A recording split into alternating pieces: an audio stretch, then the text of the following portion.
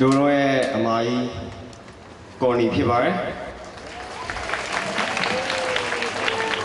တို့လုံးရေးသားတည်ဆိုခဲ့ယုံကြည်ပါတခြင်းချက်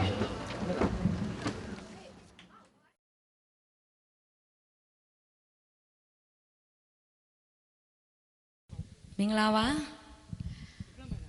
ဒိုးလုံးရဲ့အယိုးထျောင်ယူတေးစီးရီးထဲမှာဆိုထားတယ်ယုံကြည်ပါလို့မြတ်ချင်းလေးကိုကျွန်တော်တည်ဆိုခွင့်ရပါတယ်နားဆင်ကြည့်ပါဦး